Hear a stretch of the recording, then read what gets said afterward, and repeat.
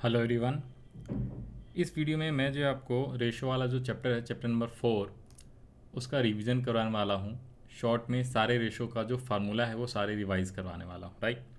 तो सबसे पहले मैं आपको बता दूँ, we have to study total 15 ratio in class 12। आपको जो रेशो पढ़ना है, total number of ratios are 15, जिसको 4 कैटेगरी में डिवाइड किया हुआ है। सबसे पहला जो हमारा होता है लिक्विडिटी रेशो होता है।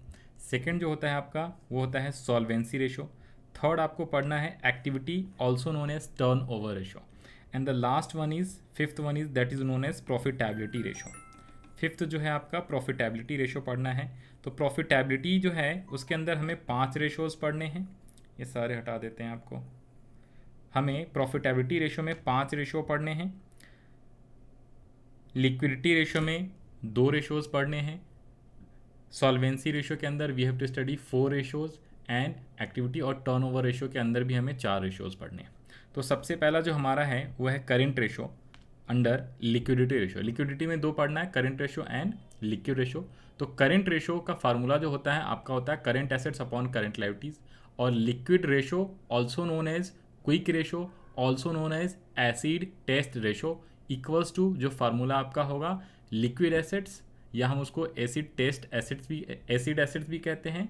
और third one is liquid acids, acid acids और क्विक एसिड्स भी हम उसको कहते हैं। तो liquid acid divided by current liabilities. आपको इसके अंदर याद ये रख लेना है, दोनों के डिनोमिनेटर में सेम करंट लायबिलिटीज ही रहता है, न्यूमरेटर जो है चेंज हो जाता है। तो करंट रेशो है तो करंट रेशो का numerator current assets, liquid acids ये लिक्विड रेशो है तो लिक्विड रेशो का जो न्यूमरेटर में आएगा फार्मूले में वो आएगा लिक्विड एसिड्स या क्विक एसिड्स या फिर एसिड एसिड्स। ओके।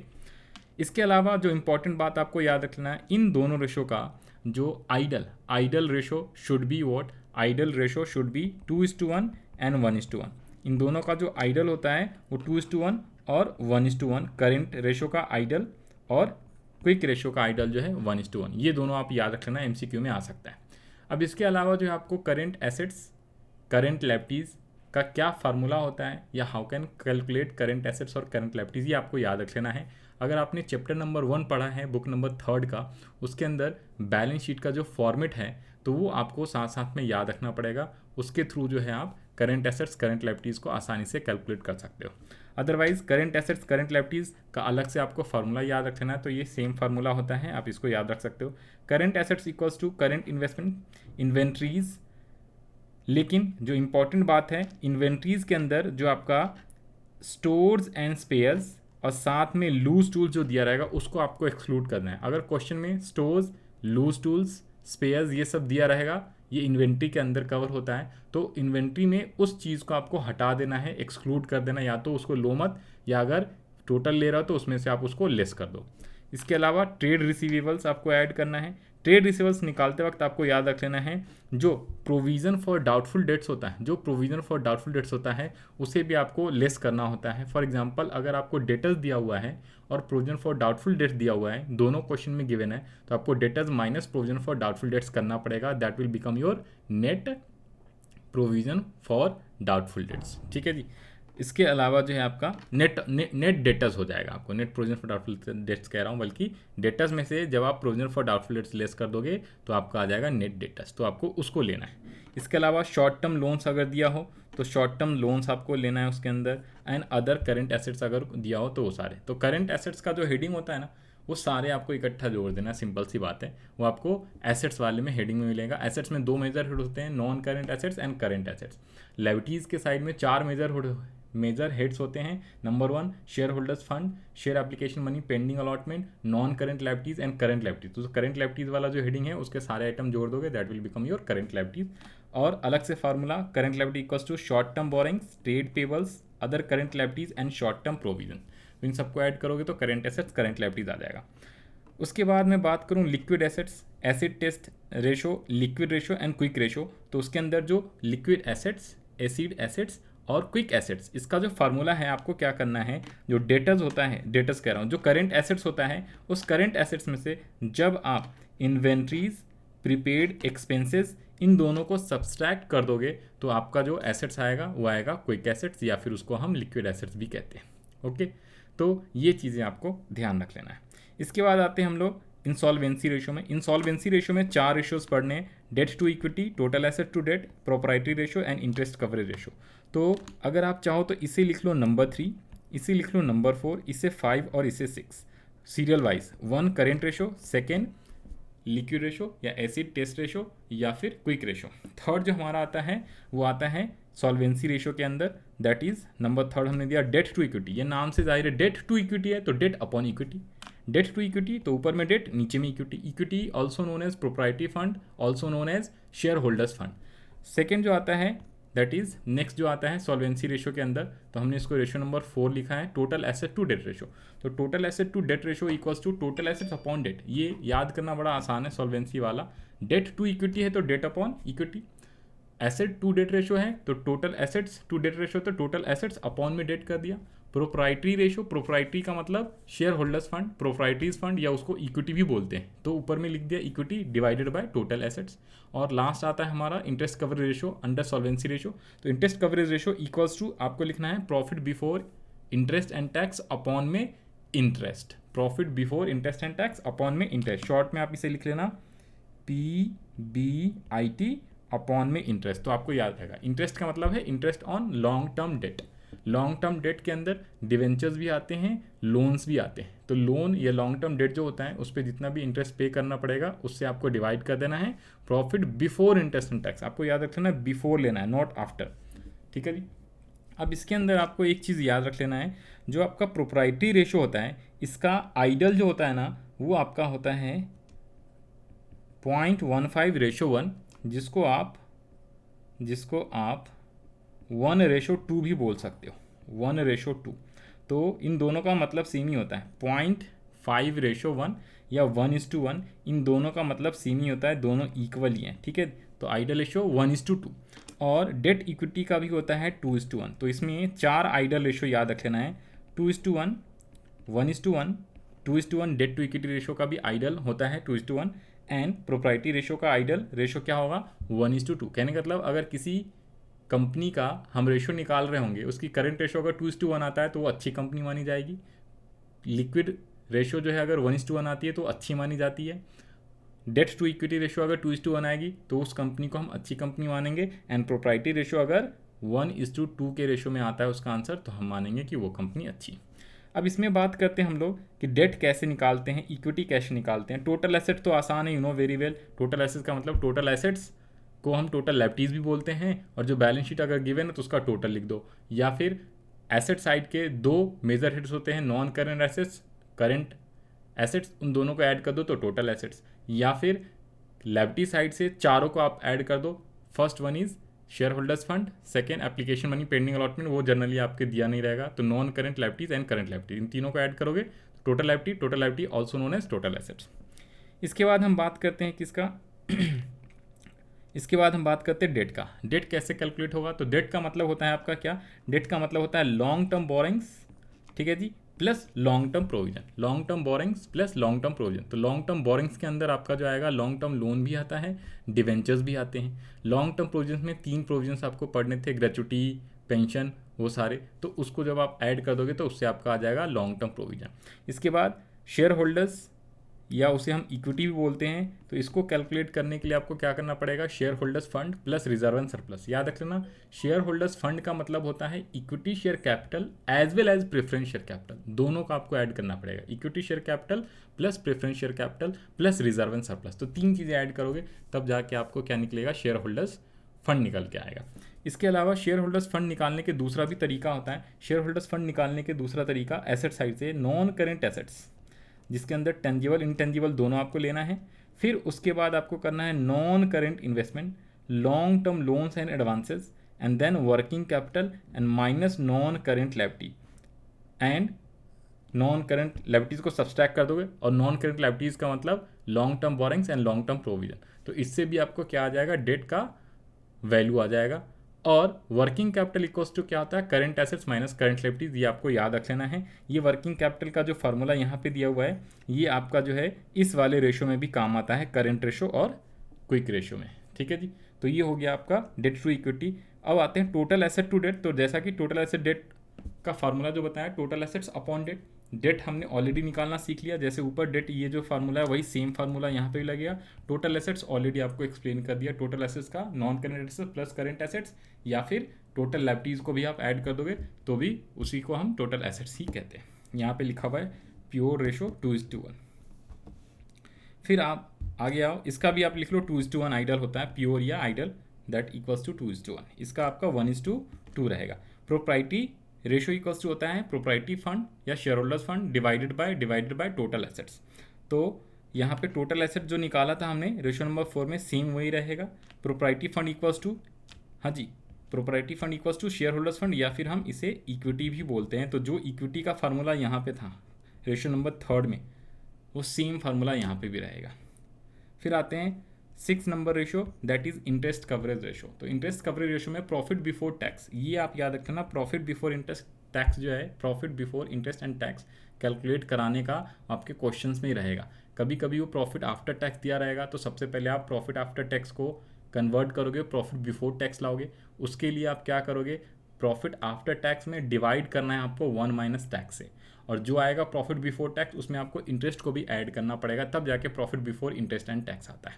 तो ये आपको ध्यान रख लेना है। तो इसका फार्मूला यहाँ पे दिया हुआ है, profit before interest and tax equals to profit after tax and plus interest. Okay, example के तौर पे मैं आपको बता दूँ, एग्जाम्पल के तौर पे जैसे प्रॉफिट आफ्टर टैक्स अगर दिया हुआ है 40,000, टैक्स रेट अगर दिया हुआ है 60%, तो प्रॉफिट बिफोर टैक्स, और यहाँ पे आपको इंटरेस्ट भी लिख देता हूँ, इंटरेस्ट दिया हुआ है मान लो 20,000, तो आपको profit before interest and tax निकालने के लिए सबसे पहले तो प्रॉफिट बिफोर टैक्स निकालना पड़ेगा। ठीक है जी। तो इस टाइप के क्वेश्चन में आप क्या करोगे, जो ये पैट दिया हुआ है, PAT divided by 1 minus tax rate होता है प्रॉफिट बिफोर का फार्मूला। तो इसमें आप क्या करोगे, 40,000 डिवाइडेड बाय, अगर 60% टैक्स रेट है तो आप सीधा 40% से डिवाइड कर दो, 10 लाख 1 लाख रुपीज़ आ गया।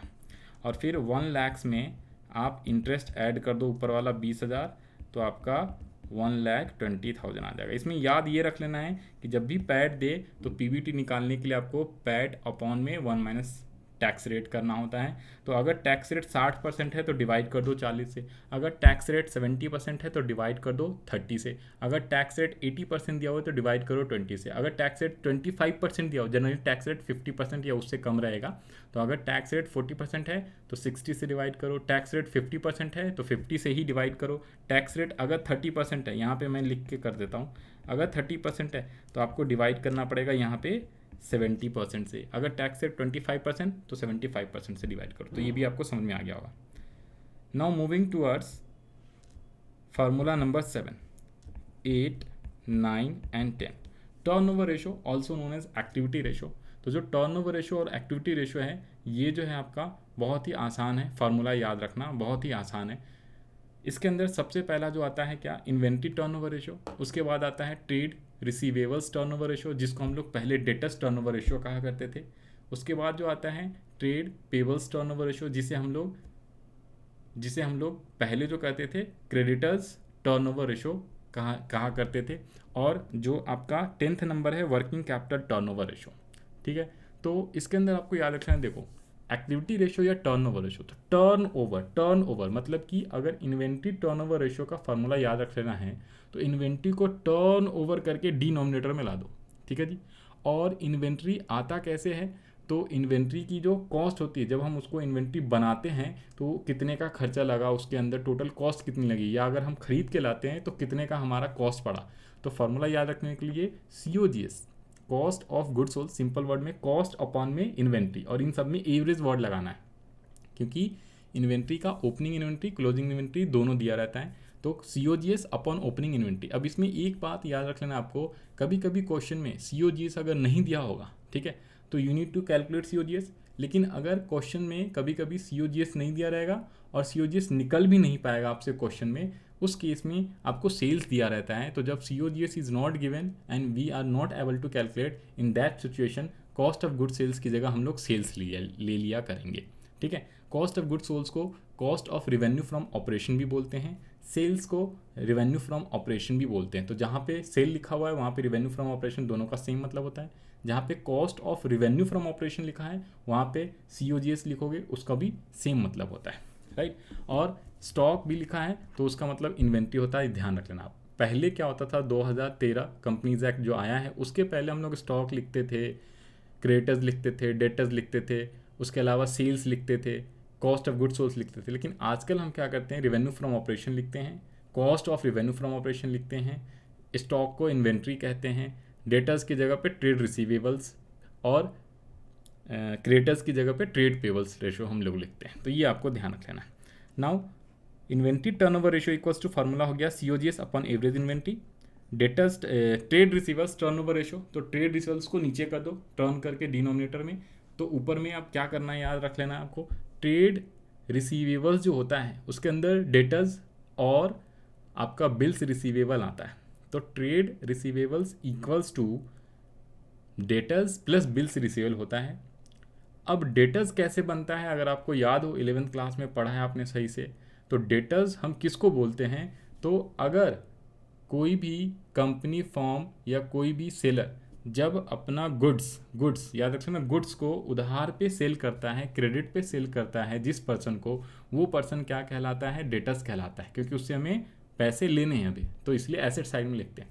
तो डेटर जो होता है कैसे बनता है, क्रेडिट सेल की वजह से बनता है। तो इसलिए ट्रेड रिसीवेबल्स टर्नओवर का जो फार्मूला होगा वो होगा आपका क्या, net credit sales, net credit sales. तो नेट क्रेडिट सेल्स को हम लोग क्या बोलेंगे, क्रेडिट रिवेन्यू फ्रॉम ऑपरेशन। मैंने कहा ना आपको, रिवेन्यू फ्रॉम ऑपरेशन को हम क्या बोलते हैं, रिवेन्यू फ्रॉम ऑपरेशन को हम सेल बोलते हैं। तो पहले क्रेडिट सेल्स बोला करते थे, अब हम बोलेंगे credit revenue from operation and divided by average debtors. Average debtor सब में एवरेज लगाना, एवरेज एवरेज एवरेज एवरेज। अब वर्किंग कैपिटल का एवरेज होता नहीं है, इसीलिए यहाँ पे सिर्फ वर्किंग कैपिटल लिख देते हैं। ओके, तो ट्रेड रिसीवल्स का फार्मूला क्या हो जाएगा, ट्रेड रिसीवल्स का फार्मूला होता है डेटर्स प्लस बिल्स रिसीवेबल। अब एवरेज निकालना है तो opening debtors plus opening bills receivable plus closing debtors plus closing bills receivable divided by 2। अब याद रखना यहाँ पे डिवाइड बाय 4 मत कर देना मीन की तरह, आपको डिवाइड बाय 2 ही करना है। और यहाँ पे जो ओपनिंग ट्रेड रिसीवेबल्स और क्लोजिंग ट्रेड रिसीवेबल्स लिखा हुआ है, तो ट्रेड रिसीवेबल्स का मतलब होता है डेटर्स प्लस बिल्स रिसीवेबल, तो ये भी आपको ध्यान रख लेना है। सेम एज इट इज़ जब मैं ट्रेड पेबल्स की बात करूँ, तो पेबल, ट्रेड पेबल के अंदर आता है क्या, creditors as well as bills payable, दोनों को ऐड करने पे ट्रेड पेबल्स बनता है। तो क्रेडिटर्स कब बनता है, जब हम गुड्स को उधार पे खरीद के लेके आते हैं कहीं से, ठीक है। तो जब हम उधार पे गुड्स को खरीद के लेके आएंगे यानी क्रेडिट परचेज करके लाएंगे, तो इसीलिए इसके फार्मूले में न्यूमरेटर में आप क्या लिखोगे, credit purchase, net credit purchase upon में टर्नओवर करके ट्रेड रिसीवेबल्स को नीचे लाओ और एवरेज लगाओ, तो average trade pebbles ratio, average trade pebbles, यानी कि फार्मूला क्या बना, नेट क्रेडिट परचेज अपॉन में एवरेज ट्रेड पेबल्स। अब क्रेडिट परचेज कैसे निकालते हैं ये आपको पता होना चाहिए। नेट क्रेडिट परचेज का फार्मूला क्या होगा, अगर परचेज दिया है total purchase minus cash purchase minus returns. Always remember when ever purchase return और सेल्स रिटर्न गिवन, आपको सब्सट्रैक्ट करना है परचेज में से और सेल्स में से। ऊपर में जो था ना क्रेडिट सेल्स, तो उसके लिए आपको सेल्स दिया होगा तो सेल्स में से सेल्स रिटर्न माइनस कर दोगे तो क्रेडिट सेल्स आ जाता है। और average trade payables equals to हो जाएगा आपका opening trade payables plus closing trade payables upon में 2। और trade payable simple means creditors and bills payable, तो दोनों का ओपनिंग क्लोजिंग दिया हो तो ओपनिंग बिल्स पेबल, ओपनिंग क्या बोला मैंने, opening bills payable plus opening creditors, फिर आपको प्लस करना पड़ेगा closing bills payable closing creditors upon में 2। इस एक्टिविटी और टर्नओवर रेशियो का लास्ट आता है वर्किंग कैपिटल टर्नओवर रेशियो। तो वर्किंग कैपिटल टर्नओवर का रेशियो का फार्मूला होता है revenue from operation upon working capital. Revenue from operation को आप सेल्स भी बोल सकते हो। और वर्किंग कैपिटल का फार्मूला पहले हमने पढ़ा था, current assets minus current liability. और सेल्स कैसे निकालते हैं, you know very well, question में दिया रहेगा, नहीं दिया रहेगा तो cost of goods sold plus GP करोगे तो सेल्स निकलेगा। आपको ये फार्मूला भी याद रख लेना है, COGS प्लस सेल्स।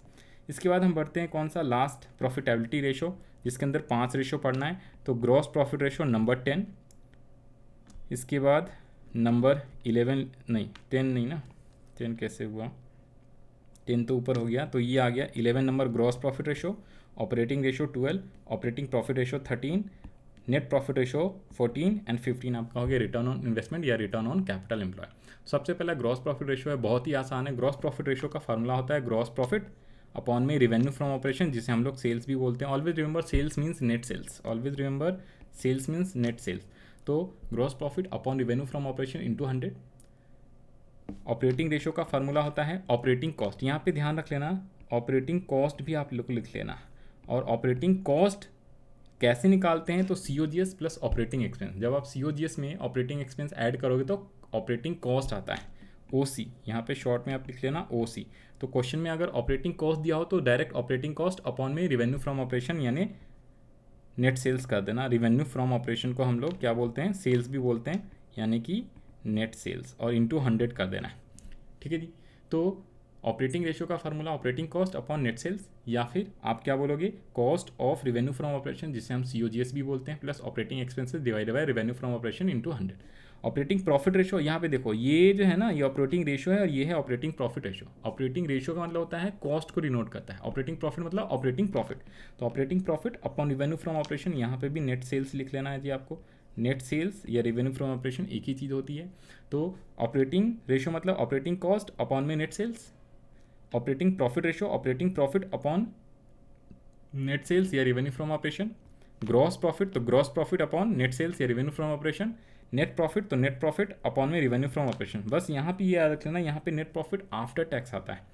दो फार्मूला ऐसे हैं जहाँ पे प्रॉफिट बिफोर टैक्स आता है, लेकिन नेट प्रॉफिट ऐसा फार्मूला है जहाँ पे प्रॉफिट आफ्टर टैक्स आता है, ये याद रखना है। फार्मूला नंबर यहाँ पे आओ। इंटरेस्ट कवरेज रेशियो में प्रॉफिट बिफोर टैक्स आता है और रिटर्न ऑन कैपिटल एम्प्लॉयड में प्रॉफिट बिफोर टैक्स आता है। लेकिन जब प्रॉफिट नेट प्रॉफिट रेशियो निकालोगे तो वहाँ पे आपको प्रॉफिट आफ्टर टैक्स लिखना होता है, ये आप ध्यान रख लेना। और डिवाइड बाय वही सेम सेल्स है, यानी कि नेट सेल्स है। तो 11, 12, 13, 14 इन सब में सेल्स से डिवाइड करना होता है। रिटर्न ऑन कैपिटल एम्प्लॉयड में आपको कैपिटल एम्प्लॉयड से डिवाइड करना होता है। और profit before interest and tax and before dividend लेना होता है इंटू 100। इन सभी का प्रॉफिटेबिलिटी रेशियो सारे के सारे परसेंटेज में डिनोट किए जाते हैं। एक्टिविटी और टर्नओवर रेशियो जो है वो आपका टाइम्स में डिनोट किया जाता है। सॉल्वेंसी रेशियो में लास्ट वाला जो इंटरेस्ट कवरेज रेशियो है उसे आप टाइम्स में डिनोट करते हो, या आप उसको कहाँ गया, ये रहा, उसे आप टाइम्स में डिनोट करते हो। और जो बाकी 3 रेशियो है वो आपका प्योर रेशियो होता है, या फ्रैक्शन या रेशियो में आप उसे कर सकते हो। और जो आपका लिक्विडिटी के 2 रेशियो है, करंट और लिक्विड रेशियो, उसे भी हम लोग फ्रैक्शन में लिखते हैं, या प्योर रेशियो होता है जो आपको रेशियो के फॉर्मेट में लिखना पड़ता है। फ्रैक्शन कह रहा हूँ, रेशियो के फॉर्मेट में। प्रोप्राइटरी रेशियो आप फ्रैक्शन में लिखते हो, तो ये चीज़ भी आप याद रख लेना। इसके अलावा यहाँ पे ग्रॉस प्रॉफिट कैसे निकालते हैं, तो इसका फार्मूला भी मैं बता देता हूँ सभी का। ग्रॉस प्रॉफिट इक्वल्स टू होता है सेल्स माइनस COGS। दूसरा और फार्मूला होता है opening inventory plus purchases plus direct expenses minus closing inventory. तो ये भी आपको याद रख लेना है, ठीक है जी। इसके अलावा अगर आपको COGS निकालना होगा तो सेल्स माइनस GP कर दोगे। और यहाँ पे जो सेल्स दिया हुआ है, सेल्स निकालना है तो COGS प्लस GP कर दो। आगे यहाँ पे एक और फार्मूला है COGS का, cost of material consume plus purchase of stock in trade plus change in inventories. तीनों inventory, working progress, opening inventory and finish goods, तीनों का चेंज प्लस डायरेक्ट एक्सपेंसेस करोगे तो इससे आपको COGS आ जाएगा। दैट मीन्स कि इसमें आपको क्या याद रखना है कि COGS कैसे निकालते हैं, GP कैसे निकालते हैं और सेल्स कैसे निकालते हैं। तो sales equals to COGS plus GP होता है। अब GP निकालने आना चाहिए और COGS आपको निकालने आना चाहिए। क्लास में आपको हम लोग करवाते हैं कि GP के अंदर 2 तरीके के कैलकुलेशंस करवाता है आपको। GP ऑन कॉस्ट भी होता है, ऑन सेल भी होता है, तो कन्वर्ट करने वाला मेथड आपको सिखाया था।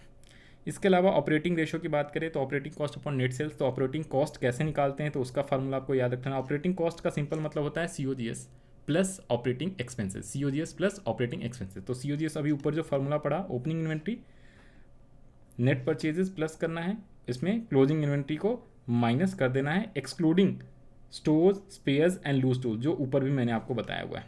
इसके अलावा revenue from operation minus GP करोगे तो भी COGS निकल जाएगा। इसके अलावा तीसरा formula, cost of revenue from operation equals to cost of material consume plus purchase of stock in trade, change in inventories, finish good, WIP stock in trade and direct expenses को plus कर दोगे तो भी आपका COGS निकल के आ जाता है।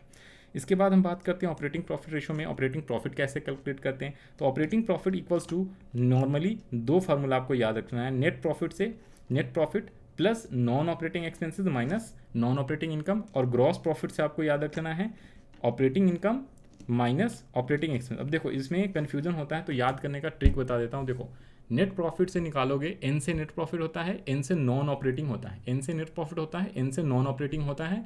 तो नेट प्रॉफिट में प्लस करोगे नॉन ऑपरेटिंग एक्सपेंस, याद रख लेना है, जब एन से नेट प्रॉफिट होता है तो उसमें एक्सपेंस को प्लस करना होता है और इनकम को माइनस करना होता है। लेकिन जब जीपी से हम चलते हैं, जीपी से सीधा सीधा चलना है, तो gross profit plus operating income minus operating expense. इसमें कन्फ्यूजन होती है बहुत सारी, तो ध्यान रख लेना आप लोग। नेट प्रॉफिट से जब आप ऑपरेटिंग प्रॉफिट निकालते हो तो उल्टा हमें करना होता है, इसलिए सारे काम उल्टा करेंगे। एक्सपेंस को प्लस करेंगे, इनकम को माइनस करेंगे। और कौन से वाले एक्सपेंस इनकम? तो एन से नेट प्रॉफिट, एन से non operating expense and non operating income. तो फार्मूला क्या बना? Net profit plus non operating expense minus non operating income. लेकिन जब जीपी से निकालते हैं ऑपरेटिंग प्रॉफिट तो सीधा सीधा निकालना होता है, तो gross profit plus operating income and minus operating expense. This is the formula of calculating operating profit. और नेट सेल्स का तो जैसे ऊपर में निकाला सब में नेट सेल्स वैसे निकालते हैं। अब बात करते हैं नेट प्रॉफिट का। नेट प्रॉफिट में, नेट प्रॉफिट रेशियो में नेट प्रॉफिट आफ्टर टैक्स लेना है, तो उसके लिए आप क्या करोगे? अगर प्रॉफिट बिफोर टैक्स दिया होगा तो आप उसमें टैक्स माइनस कर दोगे। और नेट प्रॉफिट आफ्टर टैक्स निकालने का तरीका क्या होगा? Gross profit plus other incomes minus indirect expenses minus taxes. Return on investment जो है, इसका फार्मूला बेहद ही आसान है और इंपॉर्टेंट रहता है, आने के चांसेस बहुत ज़्यादा रहते हैं। इसके अंदर profit before interest tax and dividend upon में कैपिटल एम्प्लॉयड इंटू 100। अब मेनली कैपिटल एम्प्लॉयड का फार्मूला जो है आपको इसके अंदर याद रखना आता है। तो दो फार्मूला होता है, एक होता है एसेट्स अप्रोच, एक होता है लायबिलिटी अप्रोच। एसेट्स अप्रोच से कैपिटल एम्प्लॉयड इक्वल्स टू होता है डेट प्लस इक्विटी। अब डेट का मतलब होता है क्या? Long term provisions and long term borings. Equity का मतलब होता है equity share capital, preference share capital and reserve and surplus. तो अगर आप लायबिलिटी अप्रोच से चलोगे तो शेयर कैपिटल का मतलब equity as well as preference. यहाँ पे ध्यान रख लेना है आपको, equity share capital plus preference share capital दोनों लेना है। रिजर्व एंड सरप्लस प्लस करना है। Long term provisions, long term borrowings को हम डेट भी बोलते हैं। सिंपल वर्ड में D plus E equals to be capital employed होता है, ये ध्यान रख लेना है। और एसेट्स अप्रोच से करोगे आप, तो एसेट्स अप्रोच से क्या होता है? टोटल एसेट्स, टोटल एसेट्स का मतलब non current assets, current assets, और माइनस आपको कर देना है करेंट लायबिलिटी। तो इसका 3-4 फार्मूला बनता है एसेट्स अप्रोच से। सबसे पहले total assets minus current liabilities. दूसरा, टोटल एसेट्स के अंदर क्या आया? Non current assets plus current assets minus current liabilities. अब current assets minus current liabilities को हम लोग क्या बोलते हैं? Working capital. तो non current assets plus working capital आ जाएगा। अब इसमें सबसे इंपॉर्टेंट बात, एक चीज़ याद रख लेना, जब भी आपको नॉन करेंट एसेट्स के अंदर अगर आपको नॉन ट्रेड इन्वेस्टमेंट दिया, non current assets current asset जो भी है, तो उसके अंदर मेनली क्या है? जो ट्रेड इन्वेस्टमेंट आपको दिया रहता है, ट्रेड इन्वेस्टमेंट, तो उसका इंटरेस्ट भी हमें नहीं लेना होता है और साथ साथ में उसको हमें नॉन करेंट एसेट्स में भी नहीं लेना होता है। तो ये आपको नोट करके यहाँ पे रखना है, जो कि यहाँ पे ऑलरेडी इसने बताया है। Non operating asset do not form part of capital employed. तो non trade investment, working capital in progress, capital work in progress ETC, और इसका इंटरेस्ट जो होता है। तो नॉन ट्रेड इन्वेस्टमेंट जो होता है ना, इन्वेस्टमेंट के अंदर नॉन करेंट एसेट्स के अंदर इन्वेस्टमेंट भी होगा। इन्वेस्टमेंट के दो पार्ट होते हैं, एक ट्रेड वाले इन्वेस्टमेंट, एक नॉन ट्रेड वाले। तो जो नॉन ट्रेड वाले इन्वेस्टमेंट होते हैं ना, उसको कैपिटल एम्प्लॉयड कैलकुलेट करते वक्त हमें कंसीडर नहीं करना है और उसका इंटरेस्ट को भी हमें कंसीडर नहीं करना है। तो एक क्वेश्चन भी है, आपको यहाँ पे दिखा देता हूँ मैं। ये वाला क्वेश्चन आपको बुक में मिलेगा, ये रहा, देखो जी, देखो ये क्वेश्चन है आपका, आपके बुक में 147 क्वेश्चन मिलेगा इस पर, 147 नंबर क्वेश्चन। तो इसमें क्या दिया हुआ है?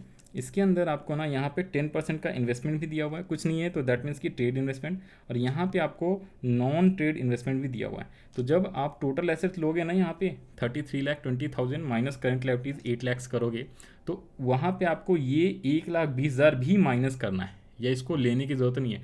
आप 16 लाख प्लस 2 लाख प्लस 14 लाख करके आप कैलकुलेट कर लेना, कैपिटल एम्प्लॉयड माइनस 8 लाख, ठीक है। तो इसका आंसर जो आएगा आपको total 33,20,000 minus 8 lakh current liabilities, और इसमें फर्दर आपको माइनस करना पड़ेगा नॉन ट्रेड इन्वेस्टमेंट, तब जाके 24 लाख का आपका कैपिटल एम्प्लॉयड आएगा। और सेम ये जो आपका 1,20,000 का नॉन ट्रेड इन्वेस्टमेंट है 10% वाला, तो इस पर 10% जब आप इंटरेस्ट निकालोगे 12,000, तो उस 12,000 को भी profit before interest and tax निकालते वक्त आप उस 12,000 को भी कंसीडर नहीं करना है, यानी कि उसको भी सब्सट्रैक्ट कर देना है। तो ये बेसिकली आपका सारा का सारा फार्मूला मैंने रिवाइज़ करा दिया। तो आई होप आपको ये सारे फार्मूले जो है अच्छे से लर्न हो जाएंगे। आप इस वीडियो को बार बार देखोगे तो अपने आप आपका फार्मूला लर्न हो जाएगा। All the best to all of you. जिन लोग का एग्ज़ाम आने वाला है तो आप लोग अच्छे से तैयारी करो और ज़्यादा पैनिक होने की ज़रूरत नहीं है। और साथ साथ में सबसे मेन इंपॉर्टेंट बात जो है, आपको मोर एंड मोर जो है आपको सैम्पल पेपर सॉल्व करना है। कोई सा भी सैम्पल पेपर, कहीं से भी सैम्पल पेपर मिलेगा, आप उसे लो और उसे प्रैक्टिस करो, ऑटोमेटिकली रिवाइज होता चला जाएगा आपका chapters. Okay, all the best, bye bye.